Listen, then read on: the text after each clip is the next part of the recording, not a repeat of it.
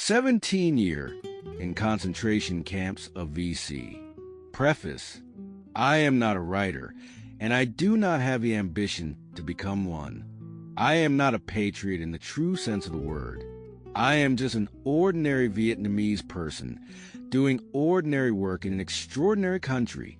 Like hundreds of thousands of people in South Vietnam after April 30th, 1975, I was sent to the communist concentration camps, which they call re-education camps, and endured nearly 17 long years in there.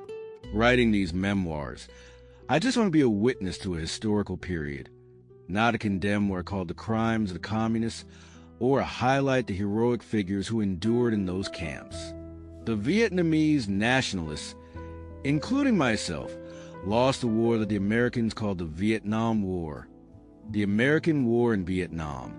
I don't know the true result of that war, whether the Americans won or lost, although after the Vietnam War ended, the communist bloc gradually collapsed.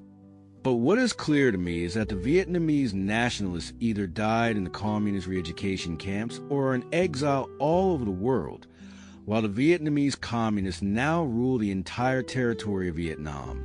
We lost because we failed to establish the nationalist cause, while the Viet Cong had the cause of liberating their land.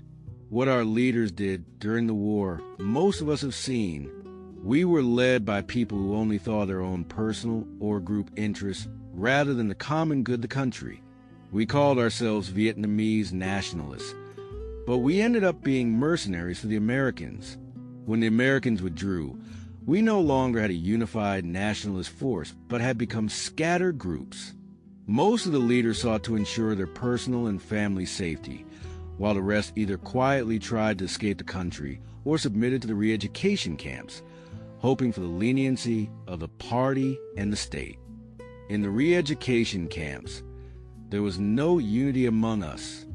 We lived quietly, suspicious of one another, blaming each other, or dividing ourselves further. The communists took full advantage of these weaknesses to easily manage the camps. Every Vietnamese has a boss in their head. I don't know if this saying is true, but I noticed that none of us wanted to be a cog in a machine. We all want to control a machine, only to end up with no machine to control.